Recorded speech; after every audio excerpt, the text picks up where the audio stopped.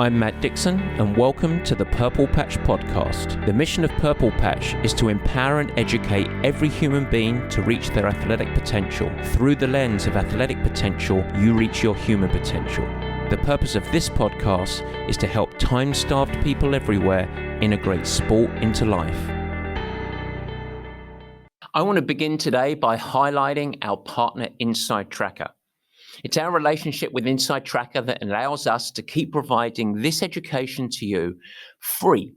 But more than that, we have a really close relationship and partnership due to our collective passion to help folks like you thrive in health, sport, and life.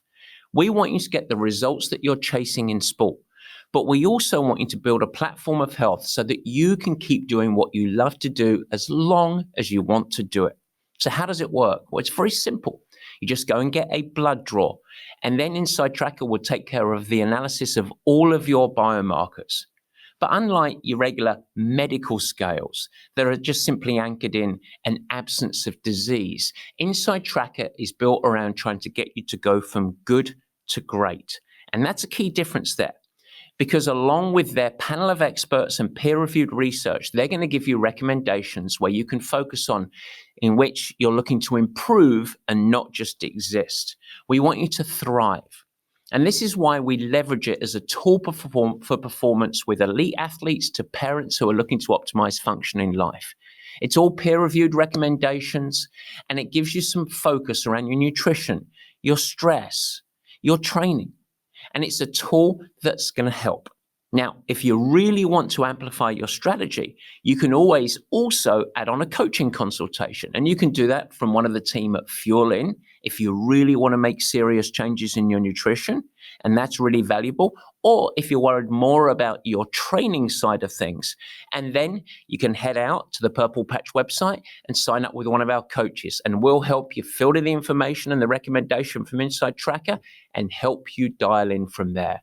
It should be good. All you need to do is head to this link. Yes, that's insidetracker.com/purplepatch. And you can use this code PurplePatchPro20. It's going to get you 20% off everything at the store. All right. That sounds like a good one. Let's get on with the show.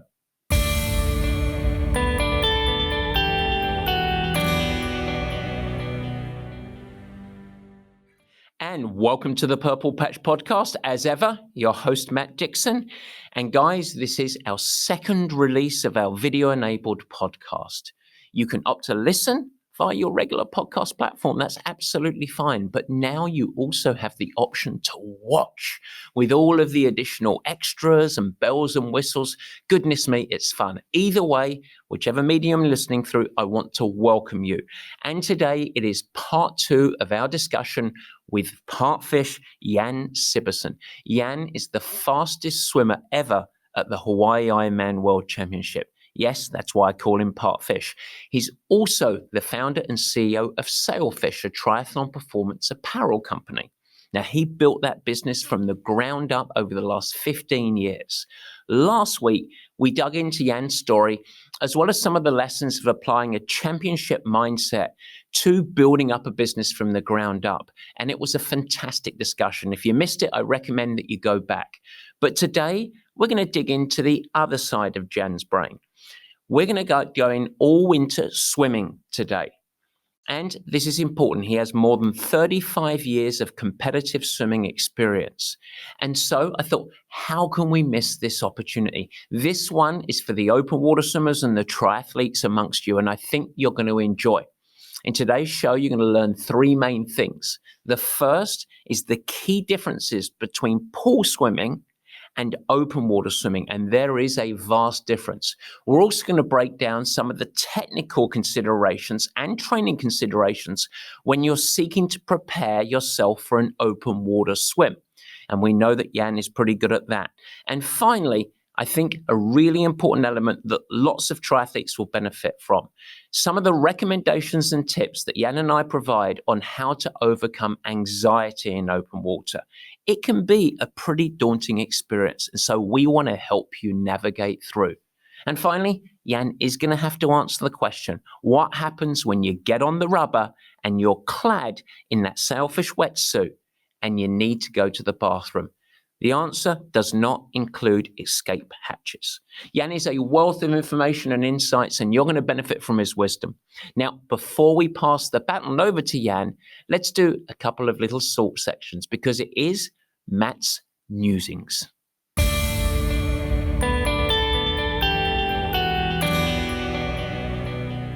Yes, folks, Matt's Musings, my section that couldn't be named for so long. And we've got a couple of quick notes. First, I want to talk about the video podcast because this is now our second show that we are hosting on video as well as just over audio. And if you want to check it out, just head to the Purple Patch page on YouTube. But also, we would love your help.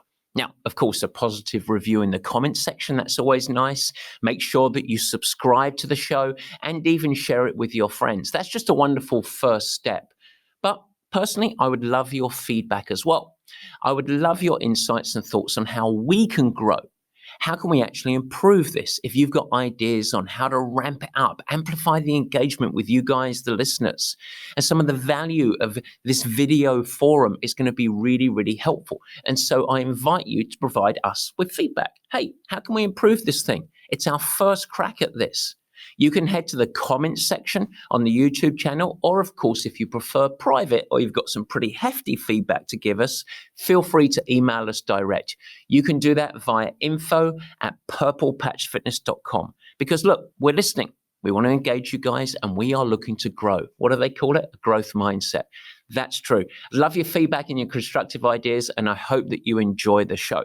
A lot of time and energy goes into it, and we want to make it the most valuable listening experience for you possible. Okay, good. Number 2, very important thing. Last week, I hosted a really valuable free webinar on preparing for your next Ironman or Ironman 70.3. That's the half Ironman distance. And I promised that you could do it in 8 to 14 hours. If you're half Ironman distance, it's more like 8 to 12 hours. If you're straying towards Ironman, typically it's 10 to 14 hours. Now, we had more than 1,000 registrants for this webinar and a lot of follow-up. It was a lot for our team to handle. But I wanted to make sure that you don't miss out on the fun. You can still grab the recording. All you need to do is register for the event now, even though it's already gone, and we will send you the recording.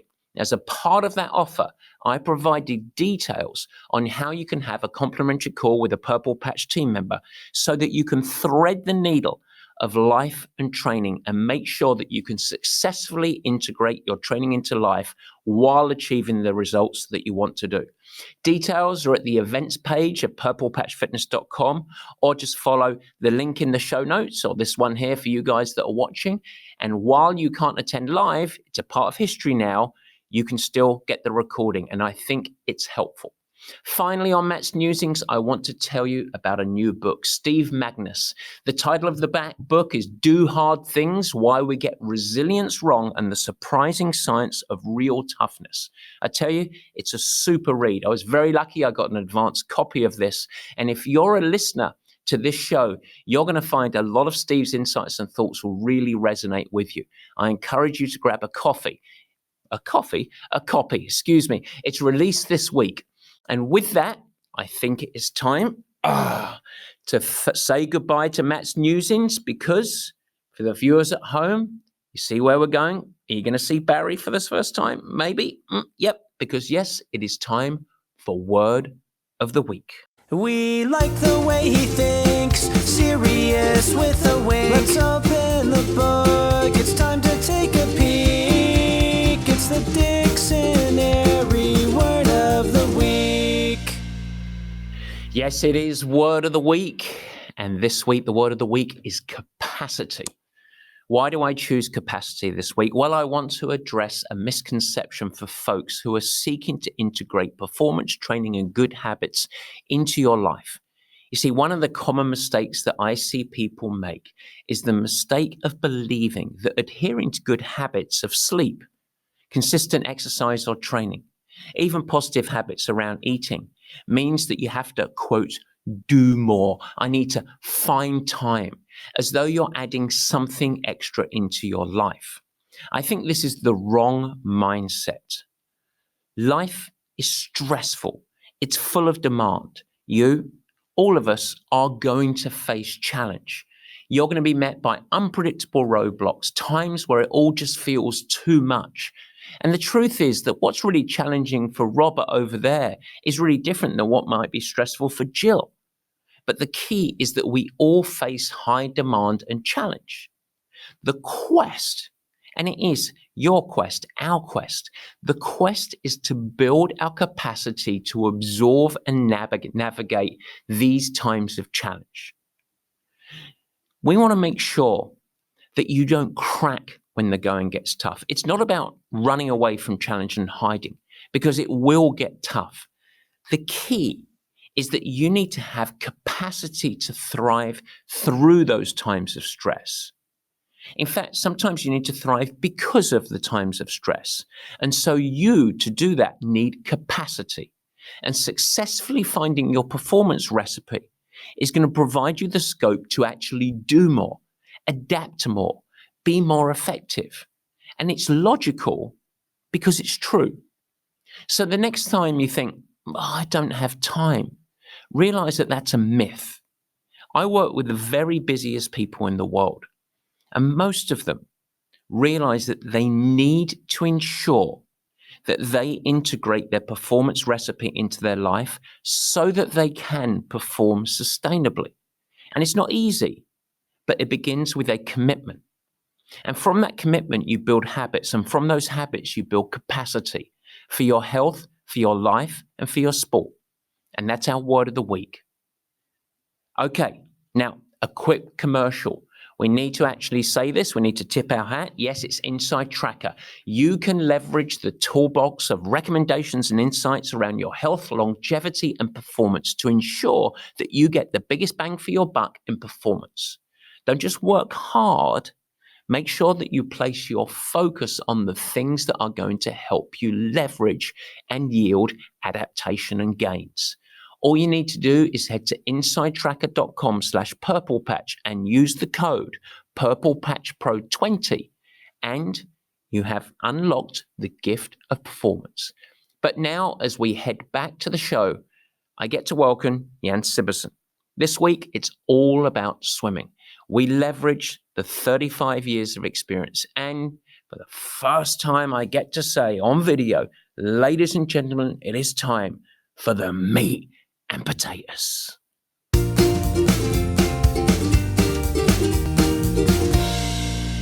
All right, guys, it is the meat and potatoes, and we welcome back Jan Sibbersen, part 2 of my conversation. Jan, the founder of Sailfish, also the fastest swimmer ever at the Hawaii Ironman World Championships. Jan, welcome once again. Thanks so much for coming back on the show. Thanks so much, Matt. Looking forward to round 2. Round 2. In last episode, we dug into your life and journey, had a fabulous discussion on the journey of Sailfish around performance, mindset, perspective, navigating failure, your relationship with stress. Really insightful. And for you guys that are listening today, I recommend that if you haven't listened to that episode 1, go back, because it provides so much of the grounding for today's episode. But if you did and you carry on and you don't pause and come back to this show later, we can all hold hands together and get going, because today we are going to head into a more specific subject, and one that you have almost 4 decades of experience in: swimming. And you have offered to get onto the hot seat today and provide some of your perspective and insights into open water swimming. And so, guys, we are going to dig into Jan's brain. He's got a great experience through elite pool swimming and, of course, open water swimming. We can label you the fastest Ironman swimmer ever. And so, if you are ready, fasten your seatbelt, Captain. Are you ready to spill the beans? Absolutely. Go ahead. I'm very interested to see whether we're going to get into some coaching debate and arguments, or we'll agree on everything, but we shall see. Either way, it's going to be a fruitful discussion. So good stuff. So as we talked about in the first episode, you grew up a pool swimmer. I also learned that it included very high level ski racing and windsurfing, and all sorts of other sports, mountain biking. But your main sport growing up was pool swimming. You went up to the finalist Olympic trials. You competed on the national team. And what I'd love to start, you and I grew up in the same generation. I want you to give the folks listening a little bit of insight into how your swim training was right when you're at the height of pool swimming.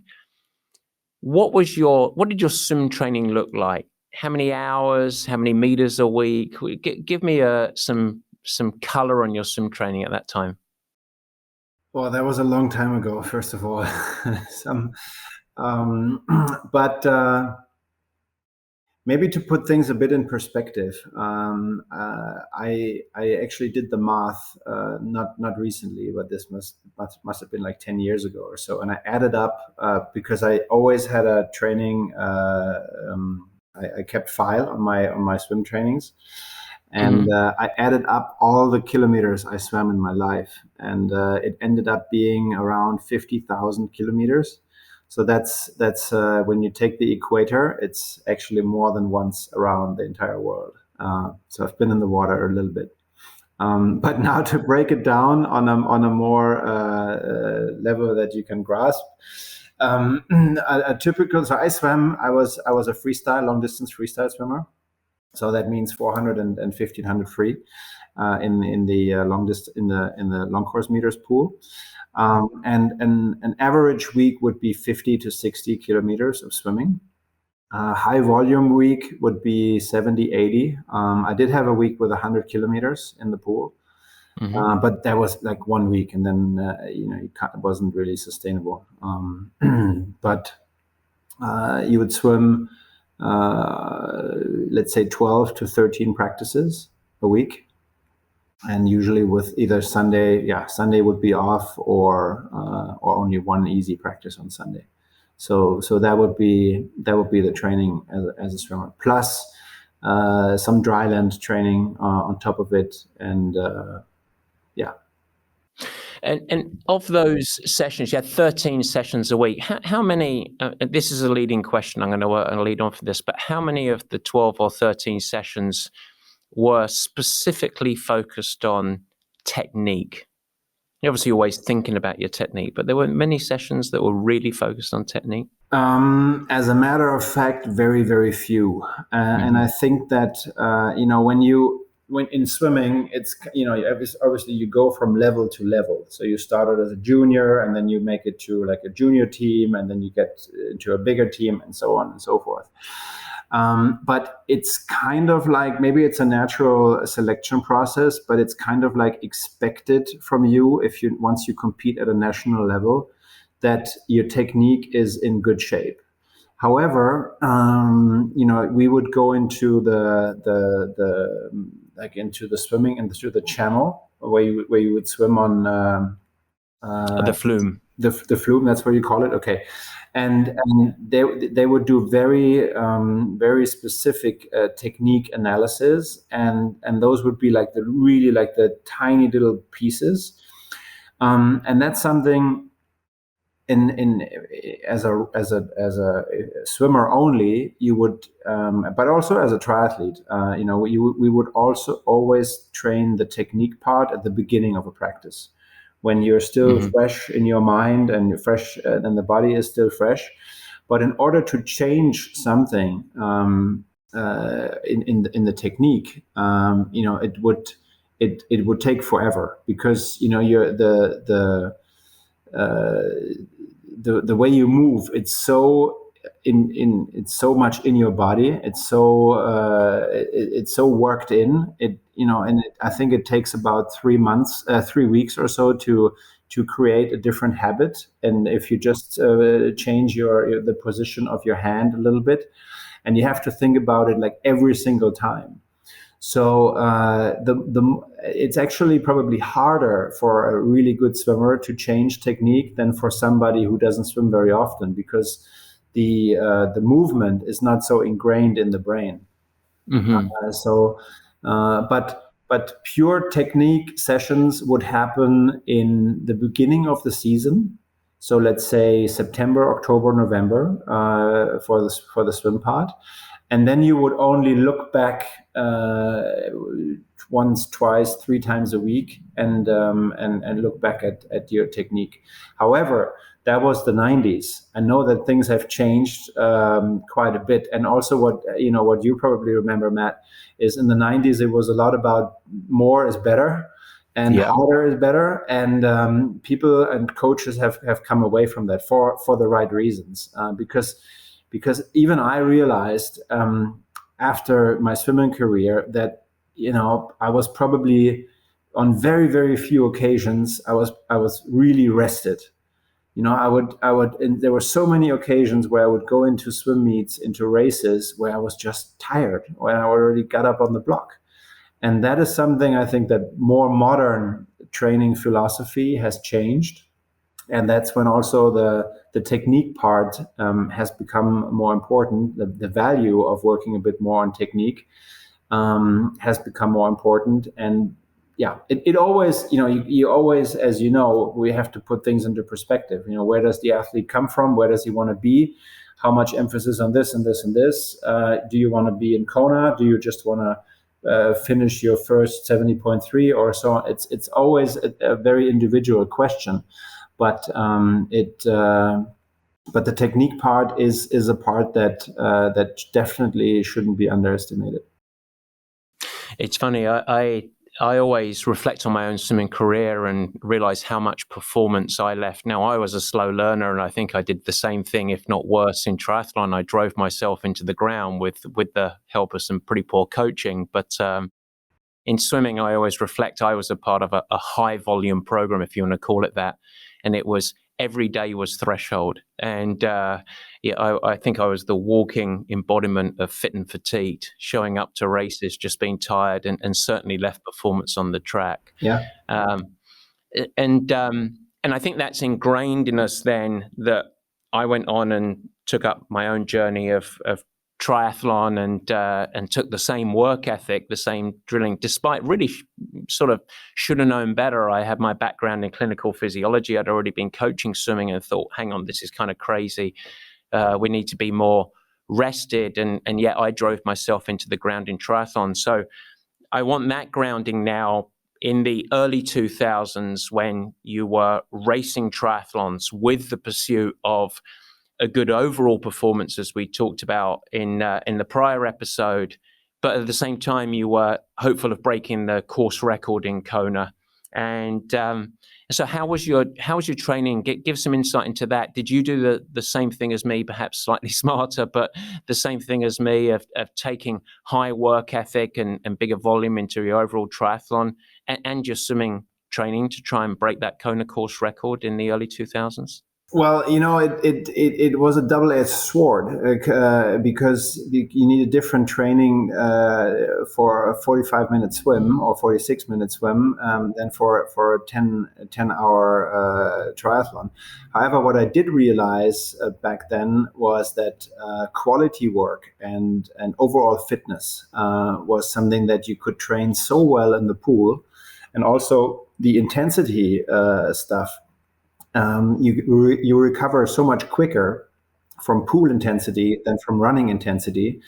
And, I was never a great runner, but, I would still run a 10K in a 33:30 or in an Olympic distance race. And I could ride under an hour in an Olympic distance race. And I hardly did any speed work in the cycling and in the running. And why didn't I do it? Because I knew if I did speed work on the running, I've been swimming all my life, I'd be injured very quickly. And I also knew that the engine was there, and the engine could be trained in the water. So that's why, when I look at my Olympic performance racing or Olympic distance racing, that was basically continuing some of the key elements of my swimming career, and then just adding low intensity riding and low intensity running just to get used to those different movements to the sport. Now, for Ironman, and then for trying to break a swim record, that's a different ballgame. Then I actually shifted the endurance work, or let's say the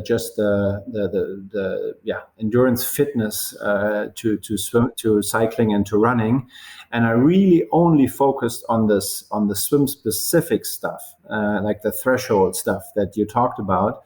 But I also didn't swim 12 or 13 times a week anymore. I swam 4 to 5 times a week. So you get in, you swim. I would swim 4 or 5 times, 4 to 5K. That brings you to 20 to 25K.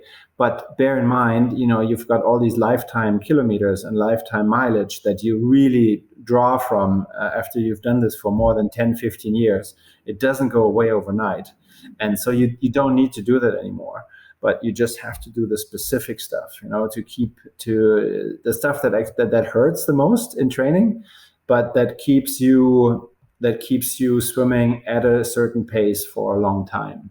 And then you just complement the whole thing with some riding and some running and some overall fitness core work, you name it. Yeah.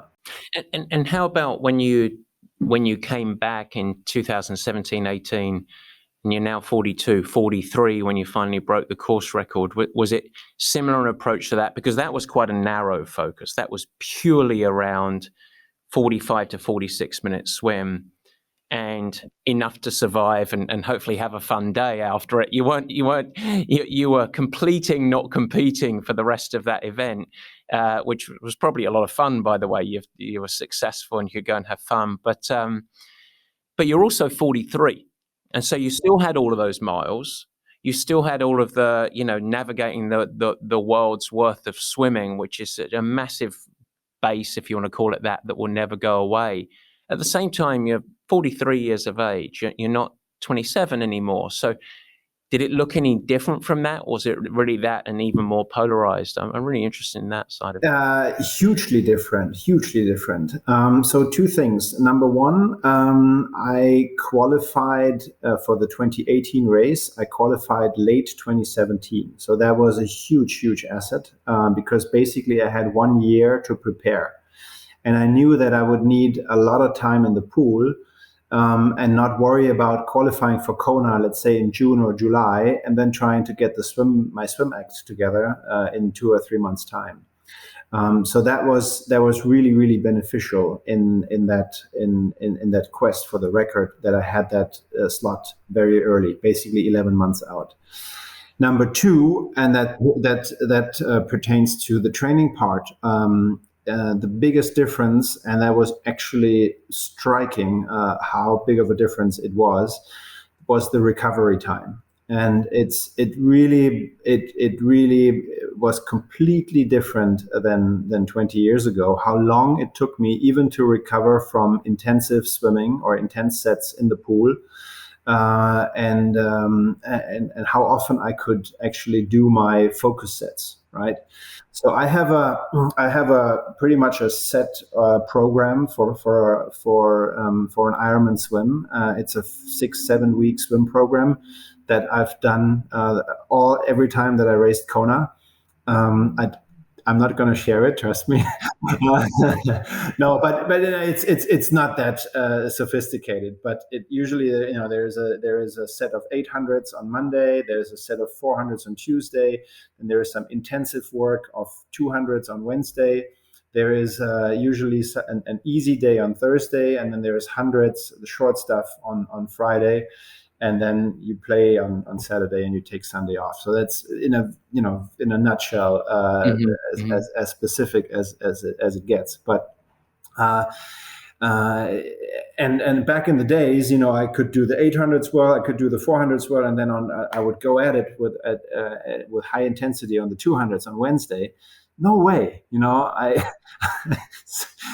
basically turning into an old man. Yeah, you become an old man, and it really changed a lot. So I focused a lot on physiotherapy, on getting massages for recovery, on good sleep, on food.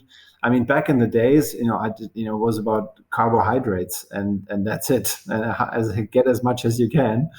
But that changed obviously a lot as well. And you look at all these little tiny things to get the performance together, and when you get older. But it was really the biggest challenge was the recovery in the quest for that record. Yeah. Mm-hmm. No, it's really interesting. Well, we're going to come back to the record because I'm going to ask about focus and going through that experience a little bit. But I want to come back to technique a little bit, and want to start to draw some insights for you. The differences in preparing for open water versus pool. You grew up a pool swimmer like I did. You raced and had a lot of success in open water. I find that a lot of the triathlon media, if you want to call it that, really promotes this huge focus on everyday triathletes having drill to get better for improvement. And a lot of those drills derive from pool swimming. So I'd love your perspective on what you see as the key elements of sort of swim readiness for triathlon swimmers. And I think what we need to do, if we can, is try and break this apart, because there are very different sort of spectrums of triathlon swimmers. So let's break it apart and sort of those that are maybe emerging from some form of background in youth swimming and sort of our swimmers, if you want to label it like that, reasonable level swimmers, folks that are swimming under 105 or 110 in an Ironman and that end of it. And then we have adult onset swimmers, where the swim is the clear weakness and they don't have that. So if you sort of maybe can break this into two parts, the differences for you between pool and open water swimming, some of the things to think about in technique specifically for open water. That's a big question, I know, but it's a big one, but you're right in you have to really dissect it and take it apart. And who are we talking to, right? So let's start with the folks who have a swimming background, because I think for them it's naturally a little bit easier. Because they don't have to focus so much on technique work, right? And again, the next question would be, how often, what's the purpose? What's that athlete's goal? And also, how much time do they have? Do they swim twice a week or do they swim 4 times a week? So, but for a good swimmer, we all know it doesn't, the swimming, it never gets lost. So once you have that basic coordination and you have a decent stroke, that swimming never goes away, and you get a couple sessions in and you're back on track. So I think for those who have that swimming background, going into the water 2 to 3 times a week, obviously that's consistency is absolute key. Doing a little bit of technique work, but mostly focusing on really your swim and getting your swim up to speed is the key to a good swim performance. Now, speaking about open water, how to translate that into open water. I mean, I think we've all seen it, how good pool swimmers sometimes completely fail in open water. And it's because, it's an unfamiliar environment. You're not used to it. It's cold. You're wearing a wetsuit and so on and so forth. There's stressful situations in a race start, in a mass start. So, the best way to address that is to familiarize yourself with all these situations and train it. And if you know that your open water swimming performance lacks or really is behind your pool swimming performance, then I would strongly recommend you swim in open water way more often than in the pool, because that's the only way to get better, is to get used to it and to train that. I was lucky, or I am lucky, because for some reason it came natural to me, and I think I swim in a very, very straight line when it comes to open water, and that's really what it comes down to. You have to, the straighter line you swim, and the less you have to look up and look for orientation, the more efficient and consequently the faster the swim is going to be. But those are like the main points. Now, in contrast, if you don't have a swimming background and there's still lots of stroke work and technique and drill work that needs to be done, it only helps usually when you have somebody standing on the deck, on the pool deck.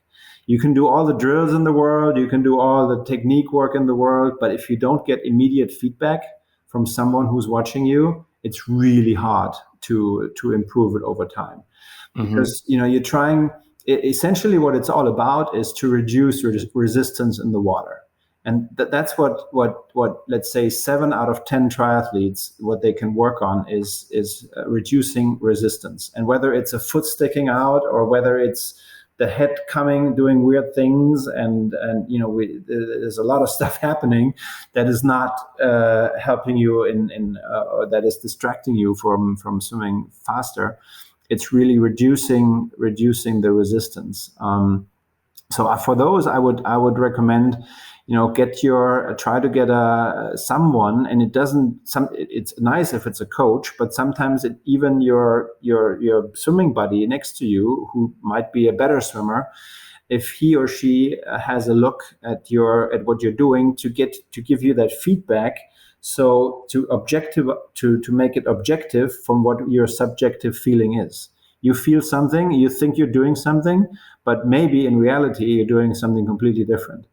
And to get that in line so that you then actually know, oh, I actually am doing this with my elbow, or I'm doing this and this with my hand.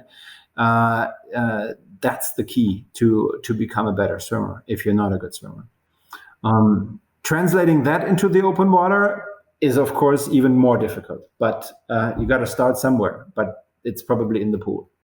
Yeah, a lot of triathletes, and this is becoming more prevalent rather than less prevalent, tend to be really anchored around that word specificity and actually choose to swim alone quite often because they think, I've got my special workout from my coach that I need to go and do, and they go and swim alone, and they don't have any accountability, they don't have any support, they don't get to actually observe a little bit other swimmers that are better from them, they don't get any feedback. And quite often it can be challenging because you need to try and find a group environment that is also you're getting good feedback. It's not just about getting feedback, it's about getting objective good feedback that can help you and not confuse you.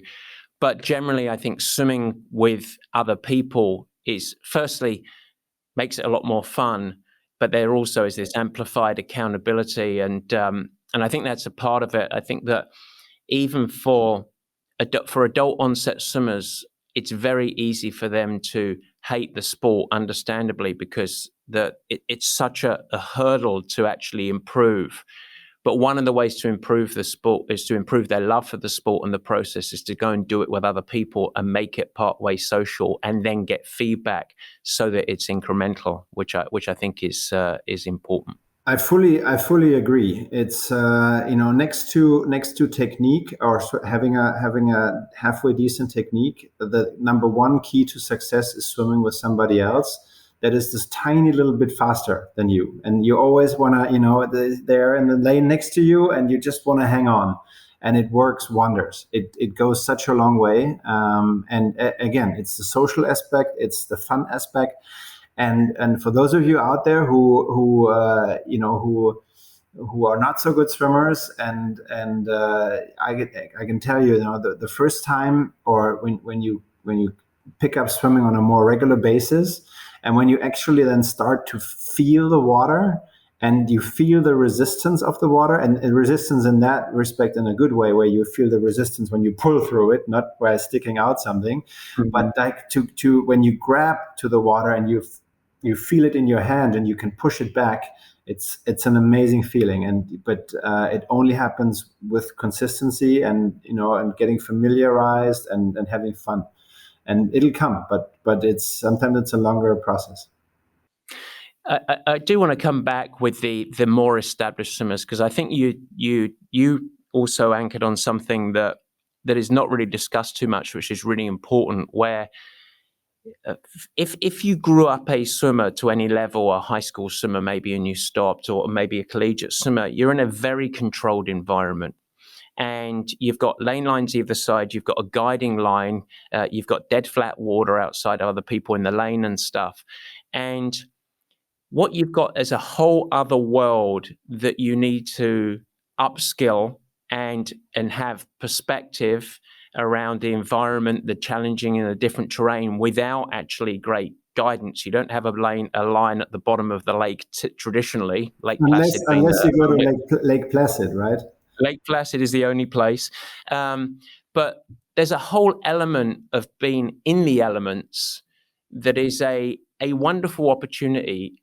But you have to actually, you're not going to get there by doing 2, 3, 4, 5 races a year and those be your only open water swimmers. The only way to close that delta is familiarity and skill acquisition, including, by the way, unless you're very lucky and your name is Sibbersen, which is to learn how to swim in a straight line, and that is how to sight properly. And I'm always amazed at how relatively established swimmers sometimes just really even don't know the mechanics of sighting, where it can be integrated into the rhythm of your stroke. It doesn't disrupt. There isn't deceleration, where it's almost as equal, if not the same, as if you're not sighting. So I think there's this whole world of opportunity that maybe established or people with a greater swim background take for granted and don't realize that's actually a big growth opportunity for improvements in many, many ways. So no, absolutely, and you mentioned the incorporating in your the breathing part or the sighting to the front into your stroke so that it doesn't interrupt your stroke. It's something that you can train perfectly in the pool,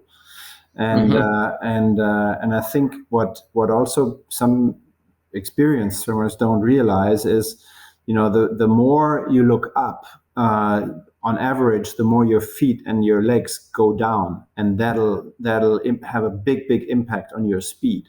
So, if you look up every third, every fourth stroke, that'll have sooner or later, probably sooner than later, have a big impact on your speed. Versus, I'm not saying you need to look up every 20th time or so, but probably like somewhere between 6, 8, or 10 strokes, and then looking once to the front.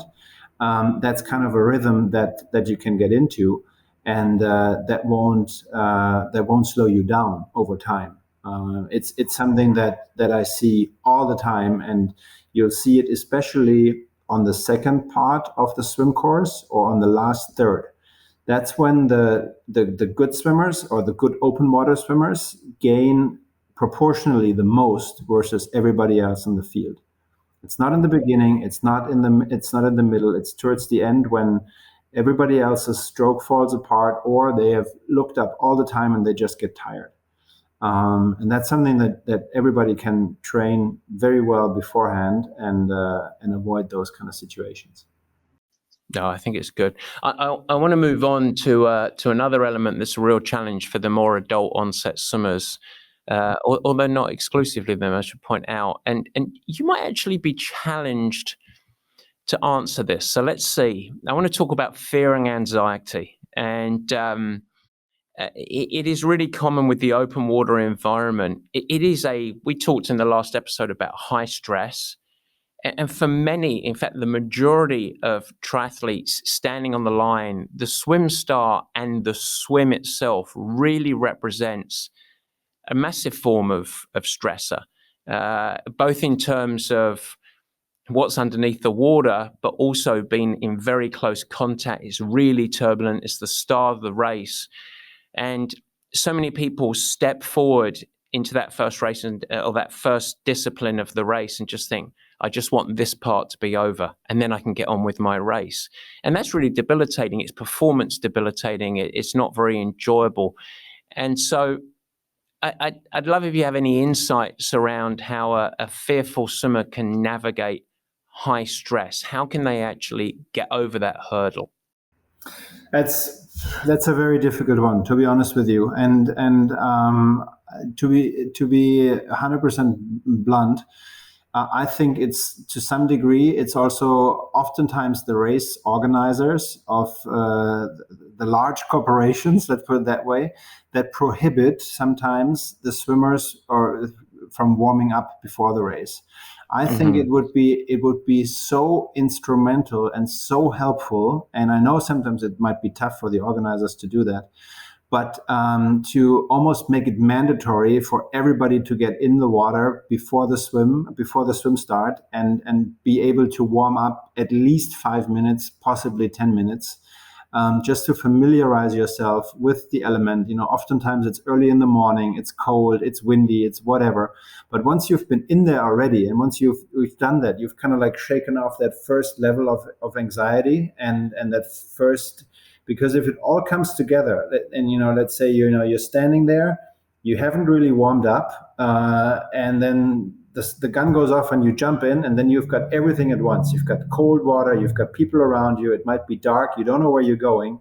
I would be stressed, right? And it's natural. So I think that's the one and only thing is really getting into the water before the swim start, being able to warm up. That would alleviate a lot of the stress already. And everybody else, if you're a beginner and if you haven't experienced that, you just have to give it those extra 1 or 2 minutes that the masses are gone, and just jump in last. And you pass some people on the swim, but it's so much better and so much more enjoyable if you start slowly and then you ease your way into it, and then but don't worry about this minute or so that you lose. You lose a lot more if you get a panic attack, or if you get pushed under the water, or anything like that.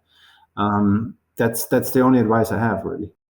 I absolutely agree, and there is something. In fact, I've got a boy who's 10, and he has performance anxiety, which is normal across all areas of life. And one of the sort of guiding rules over anything that creates anxiety and fear. Case in point, last week he had to go and train in his swimming with the older kids. He's like, "What's going to happen? What's going to happen?" It's very important that he had to navigate that exposure, because if we said, "Oh, well, don't go," then that wall would get bigger for next time, and those experiences. So going through and experiencing it, even if it's uncomfortable, is really important. So there's nothing like getting in and realizing, just as Baxter did when he went to that, it's actually not quite as bad. And that's really like that familiarity of, hang on, I'm going to be okay, is really important. Of course, that you can do that in a training element, that if you are really fearful, meet yourself where you're at and do short bouts of exposure with a buddy or a group of friends, not by yourself. And doing it in training is really valuable.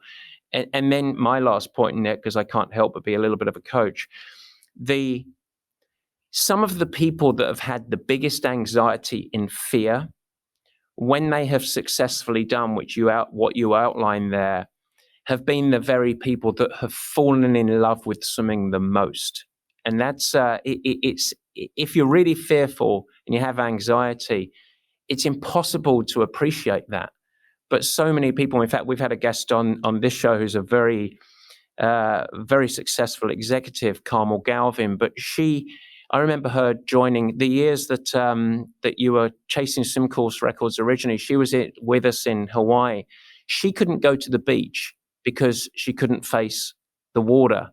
She was so fearful of water, couldn't swim, and now has gone through what we talk about, and now loves open water more than anyone I know. And it's when you come out the other side, you really have the opportunity to start to enjoy it, which I know is maybe a carrot, but maybe a carrot that people that are anxious can't see quite so much. But it's great. Absolutely. It's great advice.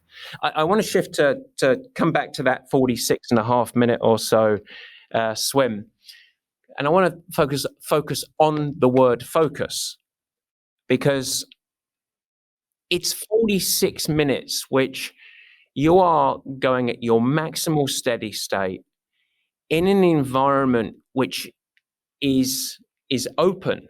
It's dynamic. If you're swimming the mile, as they call it, 1,500 meters in the pool, that you're doing laps in the pool. You're really breaking down a big problem into little problems. But now you are trying to break this swim course record, and you're swimming in no man's land. So it's a really extended period of time, 45 minutes, where you are forced to maintain focus on the project and high output. And you don't have to be chasing a swim course record to have that demand in a race. And so how did I wonder whether you even thought about this before, but how did you maintain your attention for that 45 or 46 and a half minute swim course record? What were some of the tools that you used to keep on task? Oh, trust me, I took that swim apart into every little detail you could possibly imagine. I had a lot of thinking time for 10 years between 2004 and more than it was like 13, 14 years. So when it comes to the Kona Swim, I think I don't know every wave, but I do know, and not every turtle, but I do know quite a bit about it.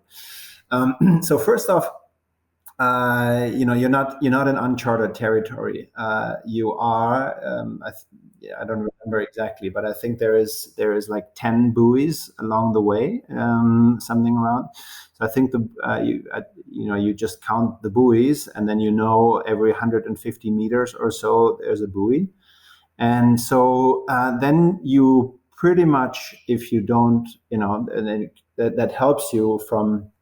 So I think the biggest mistake you can make is just swim and not really watch things and not pay attention and so on. So you want to be alert. It's just like on the bike when you have to watch your nutrition and you got to make sure you get all the stuff in, and there's never like a dull moment. There's always something to think about. So it never gets boring. And you want to make sure that it doesn't get boring during that swim, whether it takes you 46 minutes or an hour and a half. So, I broke the swim down into 4 segments because it's roughly 4 kilometers, and maybe broke down the first segment of the first 1,000 meters into also let's say the initial start and the first 300-400 meters. So, obviously super, super important in my case is when the gun goes off that nobody really touches you, hits you, or that you don't swim against the surfboard. Super, super important because the surfboards are right there, and the kayakers, and it's probably one of the most critical moments of the race. So once I've achieved that, and I'm gone, and I have like 2 meters on everybody else, and there's still people on my feet. It's that first surge, and then you swim. Not all out, but relatively hard on the edge for the first 50, 100 meters or so. And this would be the first time when I would take a little peek back and see, who is around me. Is there another train on the left or on the right? And where's the first buoy? Or, maybe sometimes you're not focusing on the buoy number 1, but you go straight for buoy number 2 just from the angle that you swim out. So I think I was aiming for buoy 3 or buoy 4 because I was relatively far to the left, so relatively far away from the pier. And then I would say, and again, we were talking about the fear and anxiety before. I did a really, really proper warm up for this race. So I got up at 3:00 at night, and we had a little pool in the house that was like 7 meters long. Like what is that? Like maybe 8 yards or so. And I actually got in my wetsuit, in my full suit, and I swam 200, 300 laps between 3 and 3:30 at night in the dark, in the complete darkness, and really got my body to a point where I was like fully hot, like super warmed up. And then, but because that allows you to really go from the gun, if your body realizes the gun goes off, and then the engine needs to be already at 100% or at 98% at least. And you build up less lactate. I mean, that's super, super important. So maybe 200 meters into the swim, luckily, I realized that there was nobody on my feet anymore. And then I would immediately switch the pace to go slower and to go into a rhythm that I was just familiar with from training in terms of turnover.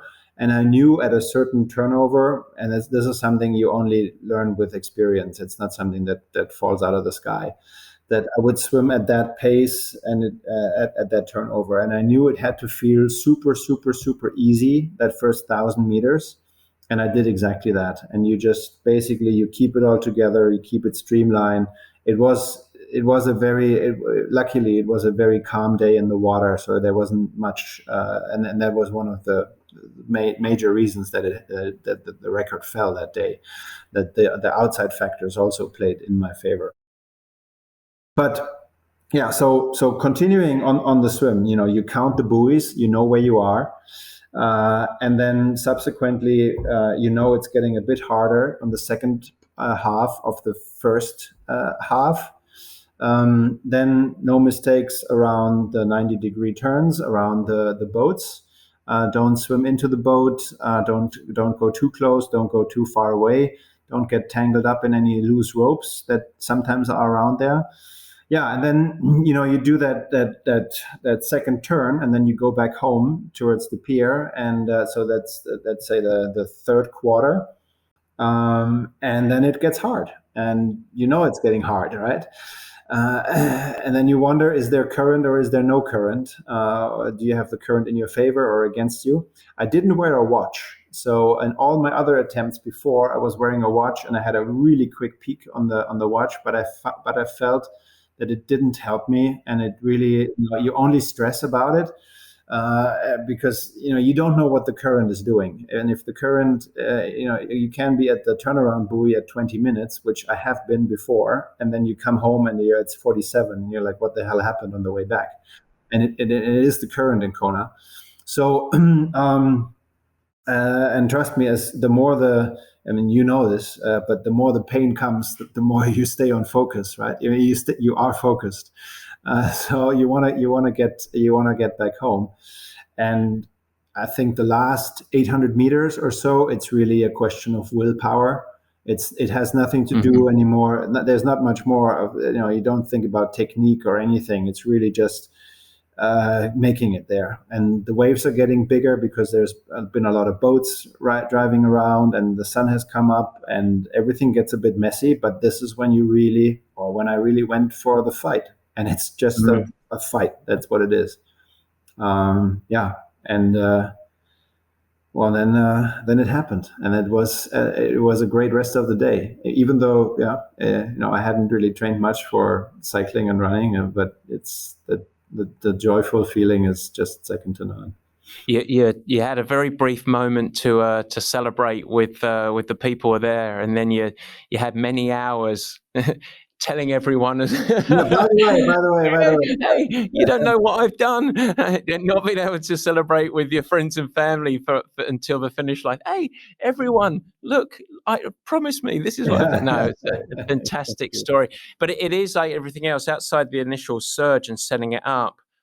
There's a lot of patience there in that swim as well. You're building and setting up, and in parentheses, easy, into building, into taking care of all of the logistics to prepare yourself for that final surge, where ultimately the opportunity meets the occasion, and ultimately that's where you're forced to look in the mirror and find out what you're made of, and that was it, wasn't it? Absolutely. It's really, in the beginning, it's holding back. But again, it was lucky that there was nobody else, because as long as there's somebody else on your feet, you don't want to take chances, and you have to get, or in my case, I knew I had to get rid of everyone, and only then you can pace it the way you want to pace it. And it has to do with age as well. I mean, you don't take lactate as well as at age 43 as you take it at age 25. Yep. It's a whole different ballgame. So you got to be. I had to be really, really careful in order to not overdo it in the beginning. Yeah. So I got a couple more questions. One is actually around triathletes. We alluded to this a little bit earlier around your training, and I think it was actually in the last episode. But a lot of triathletes undervalue the swim portion, and you'll hear a lot of it makes up the smallest percentage of the race, or the opportunity. It's really tough to make gains in swimming. Particularly for an adult onset swimmer, but I can't make any gains, versus I can really improve my run where I've really struggled before, and so I'm not going to swim, or I'm going to minimize my swimming. So as a swimmer yourself, as you come out of just the swim course record and you reflect on your triathlon training more globally, because you did have a successful triathlon career, particularly, obviously outside of Hawaii where you were looking to qualify or looking to really be competitive. What's your perspective on that? What would you say to those that really like to focus just on bike and running? Well, I think you're losing out quite a bit. I think the positive factors and aspects of swimming for your overall performance are sometimes maybe not that in your face, but they are there. And as I said earlier, it's you can do so much in the pool, or you can do so much in the swimming pool for the rest of your race. Number one, your specific fitness in swimming. If you put more focus on swimming, is going to be so much better. So you're going to have a better swim.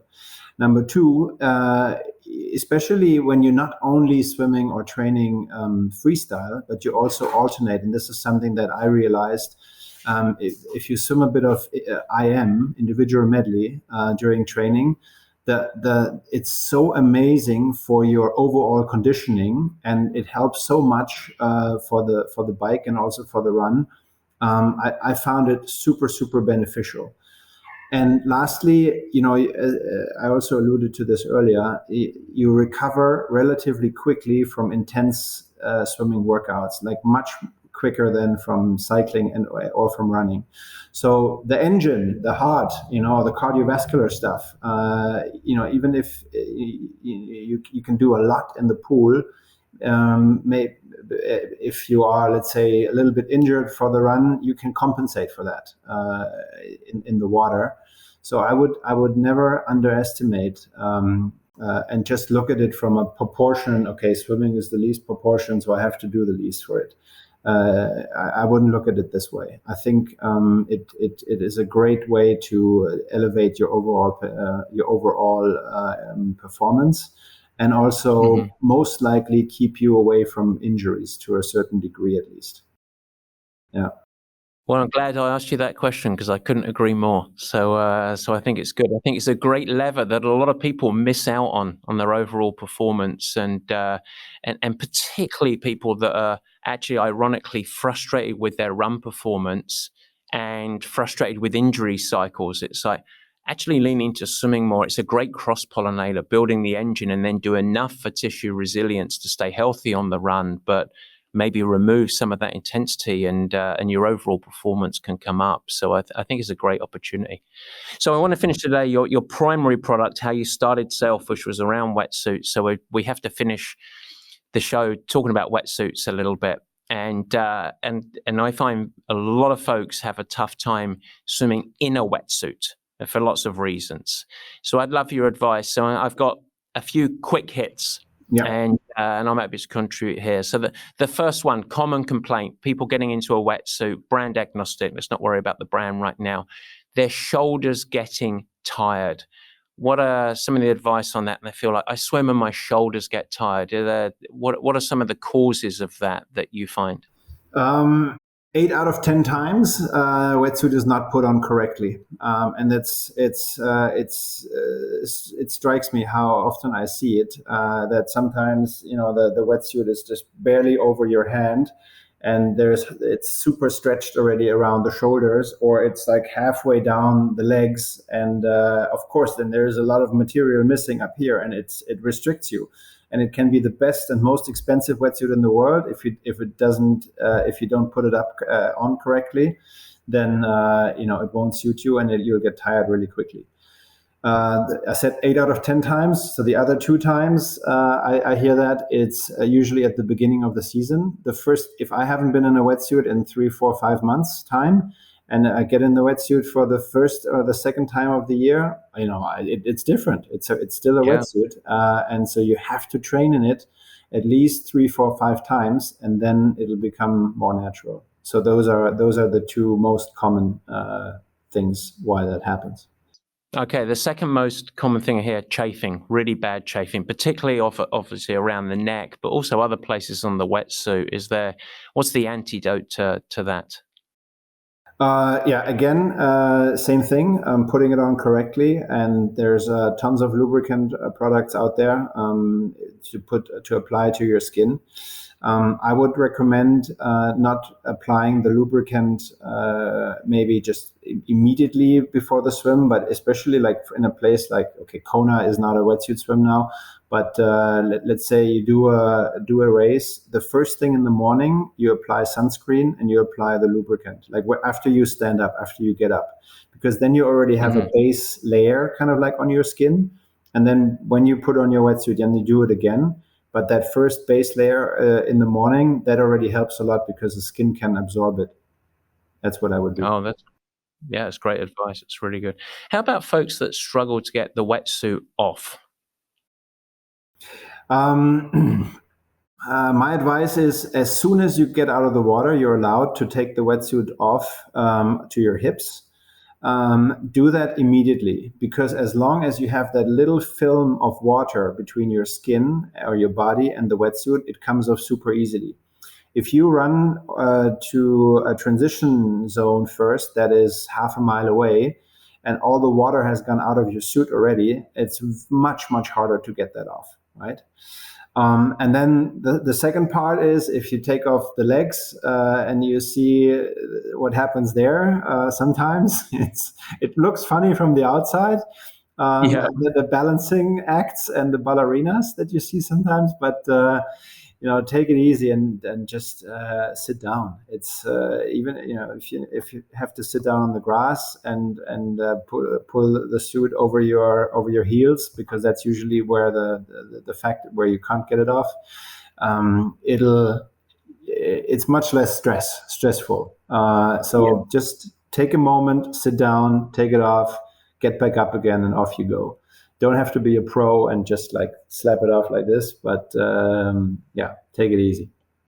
I'm going to give you my last question of our marathoner questioning is going to be a softball for you, because you can let in for the newer triathletes or the non-triathletes listening.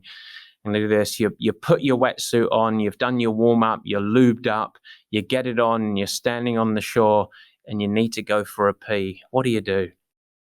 Well, I guess you let it go.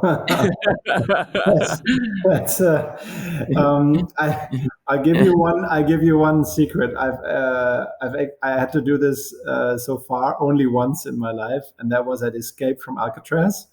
And everybody is standing on that boat, and you're standing there on the side, and you're about to jump in 50 some degrees cold water. And suddenly you're like, wow, why is it so warm around your feet? And then that makes you jump even faster.